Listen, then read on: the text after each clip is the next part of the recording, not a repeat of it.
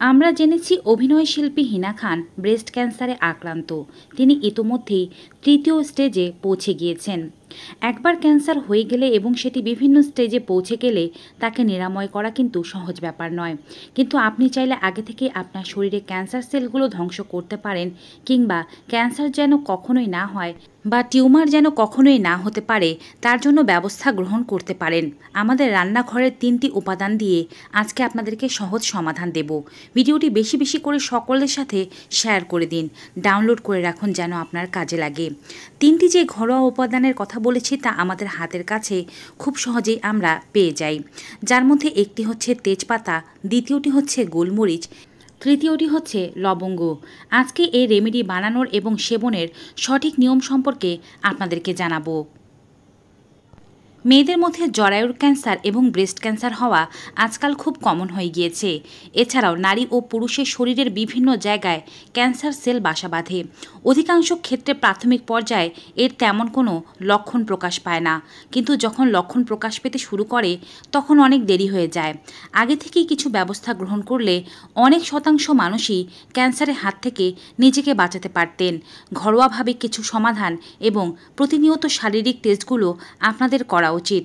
জরায়ু বা ব্রেস্ট ক্যান্সারের ক্ষেত্রে নারীদের প্রত্যেক বছর অবশ্যই একবার করে ব্রেস্ট চেক আপ এবং কল্পোস্কোপির মাধ্যমে জরায়ুতে কোনো সমস্যা আছে কি না তা জেনে নেওয়া ভালো। বিশেষ করে বয়সন্ধিকালের পর থেকে এই সমস্যাগুলো নারীদের মধ্যে বেশি হয়, আর যারা মেনোপজের কাছাকাছি পৌঁছে গিয়েছেন তাদের মধ্যেও এই সমস্যা বেশি দেখা যায়। আজকে যে 3টি জিনিস দিয়ে ঘরোয়া রেমেডি বানানোর কথা বলেছি তা শরীরকে ফ্রেশ হতে সাহায্য করে, শরীরের মৃত কোষগুলোকে দূর করে দেয়। কোনো জায়গায় যদি একগুচ্ছ কোষ অধিক পরিমাণে উৎপাদন হতে শুরু করে, তার থেকে টিউমার, এরপরে ক্যান্সার হওয়া শুরু হয়। এই রেমেডি সেই কোষগুলোকে ধ্বংস করে দেয়, একাধিক কোষগুচ্ছ তৈরি হতে দেয় না, যার ফলে টিউমার ও ক্যান্সার হতে পারে না। এছাড়াও তেজপাতা, লবঙ্গ ও কালো গোলমরিচের অনেক উপকারিতা রয়েছে। যাদের কিডনিতে কোনো সমস্যা রয়েছে, অর্থাৎ কিডনির আশেপাশে ব্যথা করে, ইউরিনের সমস্যা, প্রস্রাবের সময় ব্যথা করে, জ্বালাপোড়া হয়, পুজ বা রক্তপাত হয়, প্রস্রাবের সাথে অতিরিক্ত ফেনা হয়, এই জাতীয় সমস্যাগুলো সমাধান করে। কিডনিতে সমস্যা থাকলে, ছোট পাথর বা ক্রিস্টাল থাকলে তা বের করে দিতে এই রেমেডি জাদুর মতো কাজ করবে। এছাড়াও এই রেমেডি যারা নিয়মিত সেবন করবেন তাদের ইমিউন পাওয়ার অন্যদের চেয়ে অনেক বেশি পরিমাণে বেড়ে যাবে। যেমন ঠান্ডা, জ্বর, হাঁপানি, শ্বাসকষ্টের মতো সমস্যা বা ফুসফুসে যদি অনেক বেশি স্লেমা থেকে থাকে তা বের করে দিতে সাহায্য করবে। শরীরের বিভিন্ন জায়গায় ব্যথা, হাত পা ঝনঝন করা, রক্ত লাগা, হাত পা কাঁপা, শরীর কাঁপা, নার্ভের কোনো ধরনের সমস্যা, তার সমাধানে এই রেমেডির মতো ভালো বন্ধু নেই বললেই চলে।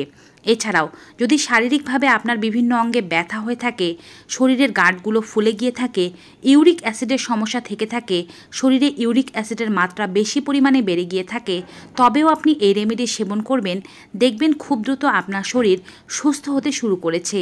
3 থেকে 7 দিনের মধ্যে দেহের ইউরিক অ্যাসিডের মাত্রা একেবারে নেমে যেতে শুরু করবে। এবারে আপনাদেরকে জানাচ্ছি রেমেডিটি প্রস্তুতের সঠিক নিয়ম সম্পর্কে। এই রেমেডি প্রস্তুত করার জন্য 3টি ঘরোয়া উপাদান ব্যবহার করবেন। 3 থেকে 4টি লবঙ্গ ব্যবহার করবেন যার মাথার ফুল রয়েছে, এবং 3 থেকে 4টি গোলমরিচ। একটু কুটে নিতে পারেন বা আস্ত ব্যবহার করতে পারেন, যেভাবে আপনার সুবিধা হয়।